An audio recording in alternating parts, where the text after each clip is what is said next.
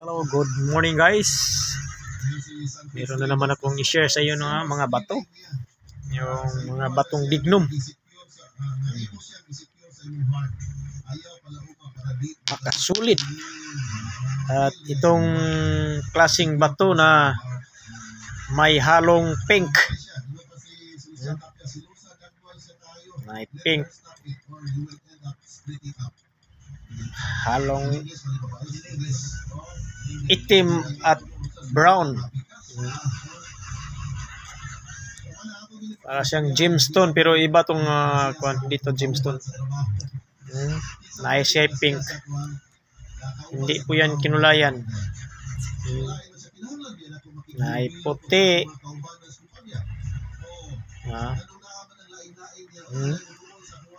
Imo ni siya sigurong katingon.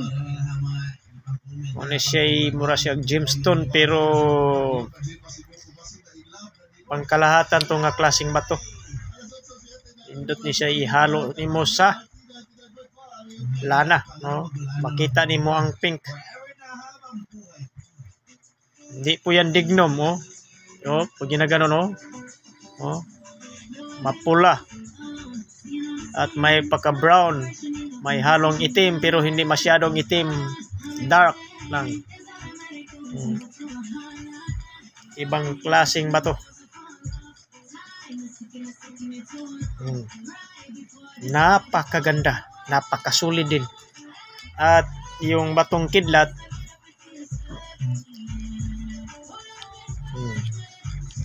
pag magtaglay ka ng magkaroon ka nitong pangil ng kidlat guys, malakas ka talaga.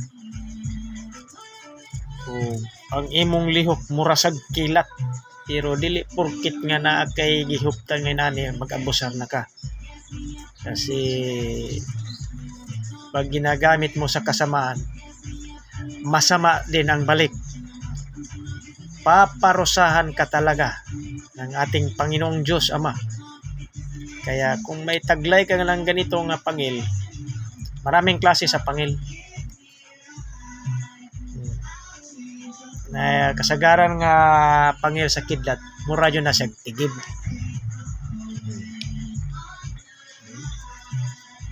Muna buakon jud ang imong kahoy sa kadako nga kahoy kayo. Ait kina talinis na. Ibang klaseng mga pangil nga tigib ang porma. Pero yung iba murag kinating na. Saan inagsa ko yung pinakamalaki nga nahagsa. Kasi ginamitan ng pulong nung madutlan nimo pero ay kumpiyansa nga mo kating-kating ka sa pangil kay di na madutlan. Pagdukduko nimo pag may martilyo ay mong grinderan. Pero kailangan mo nang naidasal para mamingi ka sa sana para matablan. Pero matigas talaga yung mga ang pangilakidlat na tunay. Hindi basta-basta makat yan. Grabe talaga yan. Pag ginamitan mo ng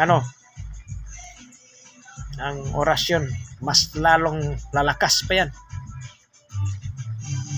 Lisod kapugngan ba? Naiaway ba? Di kakapugngan. Pero sa dagat ra kakuhaon. Kaya na ko historia ni katong sa taga Sikihor nga nakapatay og pulis sa kang mangki man to. Dito siya gibirahan dito sa dagat. Kay ari sa kamad-an, lisod gunitan. Itong napatay niya ang pulis. Pero gipatay pud siya sa dagat. Kaya managat man siya. Mao nang di jud magabusar kay di porkit na kay gidala pangayoon nimo sa Dios Ama pud nga dili ka init og ulo. Imo ni siyang dasalan. Imo ning dasalan og Our Father, Hail Mary og Summa Sampalataya every Friday and Saturday. Imo nang dasalan aron ang imo sa hunahuna dili init ulo gabayan ka, pero magagamit mo lang to sa oras ng kagipitan. Marami mga antivirus na may mga pangilang kidlat na ano lang pamarusa ng tao, panggilit. Kasi nilagyan nila ng mga orasyon yan. Sila lang nakaalam sa mga orasyon na ginagamit nila. Tulad ng nagtanga ng linta. Kung maka-adto kas tubig, maulian ka.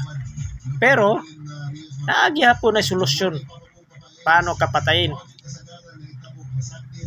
Na ako'y nadunggan na gibitay, gipaasuhan, o girakrakan, o armas ang lawas nagsamad-samad. Then gibuag asin ang mga samad-samad. Then gibitay. Gikuan dyan siya, gioperasyonan kay kasagaran man gud sa nagunit anang mga inanang mga linta. Kay iya man yun na sa kaliwa. Pero imo lang na sendasalan, gamitin sa tama, papaamo mo talaga. Kasi kanang linta, musup-sup na sa imong dugo ba. So meaning, kaon siyang dugo. Pero imo lang gamiton po sa minayo, mo nagingon nila nga kabal at kunat, nga di madutlan kunuhay ka. Pero naagihapoy maayong ngilngig kayo nga, mutira yun nimo nga madutlan jud ka. Ilabig masama ka. Kasagaran na ng magtanga na ng banana puwera lang ginagamit sa dinautan. Kaya